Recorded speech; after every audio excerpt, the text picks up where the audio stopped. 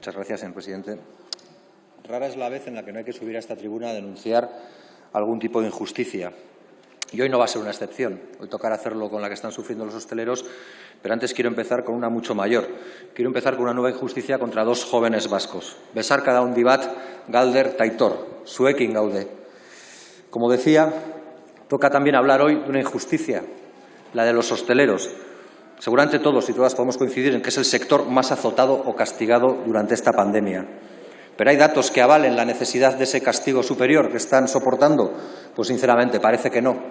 Parece que si miramos, según diferentes estudios, cuáles son los focos de contagio que se producen en la sociedad, encontramos con que hay quien tipifica el contagio en la hostelería como un contagio que ronda el 3,5%, el 6% en la industria, la que no se podía cerrar para que no se cayera la economía, el 15% los encuentros familiares, los que había que propiciar, aunque supiéramos que vendrían nuevas olas, y la otra en el transporte masificado, que no se puede ampliar más porque algunos ya lo privatizaron.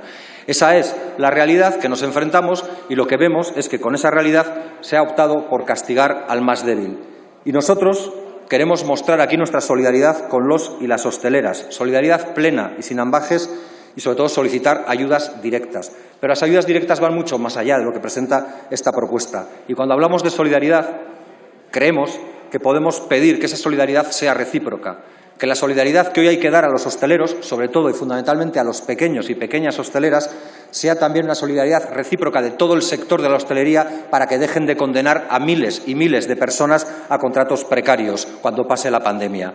Y las ayudas directas que hay que darle nos las están enseñando ya en otros lugares cuál es el camino. Son ayudas directas y está bien que se hable de ayudas directas a la señoría del PP, me refiero en este caso, pero es paradójico que aquí se aluda a la necesidad de ayudas directas y luego veamos que, por ejemplo, Madrid, a día de hoy, el 25 de enero lo era y parece que nada ha cambiado, sea la única comunidad que no ha impulsado ayudas directas a la hostelería durante la pandemia. No ya que lo diga yo, que alguien dirá que miento o que no interpreto bien la verdad, es que la Consejería de Turismo dice, y está entrecomillado en un medio de comunicación, en concepto de ayudas directas no hemos hasta ahora dado ninguna acción ni paso.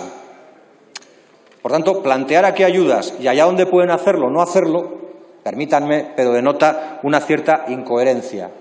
Denota una cierta incoherencia. Sí, denota una cierta incoherencia y usted no la oigo, pero si se callara sería mucho más fácil continuar. Sí. Como le decía, los hosteleros han demostrado más responsabilidad que muchos y muchas de los políticos que hay aquí, de los que traen propuestas que luego no cumplen en sus ámbitos, allí donde podrían, y de otros que seguramente castigan y penalizan al sector de la hostelería mientras corren o miran para otro lado y mirarán para el lado donde están las vacunas para ver si tienen más prisa a la hora de vacunarse que el resto de los mortales. Pero la hostelería ha dado ejemplos, por lo menos en Euskal Herria.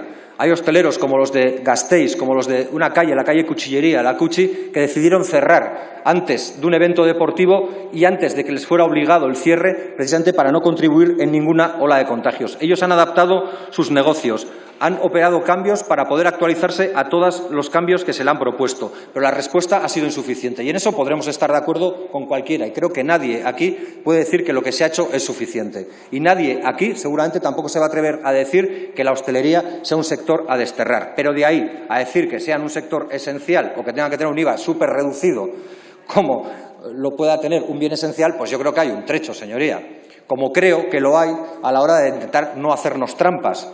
Porque si aquí estuviéramos hablando de todos los hosteleros que tienen que cerrar la persiana para no volver a abrirla, probablemente no nos preocuparíamos tanto de bajar el IVA a las grandes cadenas hoteleras, porque algunos están más preocupados en que las grandes cadenas hoteleras sigan manteniendo su papel de pujanza en el mercado y su peso en el PIB que de todos esos pequeños hosteleros que no van a poder abrir la persiana. Termino ya con dos cuestiones. La primera es que a mí me da cierto miedo estos debates y determinadas cosas que oigo cuando directamente me retrotraen a aquello de vamos a salvar el verano y llegó la segunda ola. Después dijeron vamos a salvar la Navidad y llegó la tercera ola. Ahora hay quien dice vamos a salvar la Semana Santa y parece que nos tenemos que preparar para la cuarta ola. Dejen de jugar a ser el soldado Ryan, a salvar al soldado Ryan y dedíquense a que lleguen más vacunas. Y por otra parte, entiendo que esta proposición no de ley ha quedado en cierta medida desfasada porque seguramente fue presentada antes de tiempo, dado que si hubieran tenido ocasión de modificarla habrían metido la última propuesta estrella de la señora Díaz Ayuso, que es vacunar antes a los hosteleros que a otros sectores prioritarios. Muchas gracias. Por el Grupo Parlamentario Vasco EAJ-PNV tiene la palabra la señora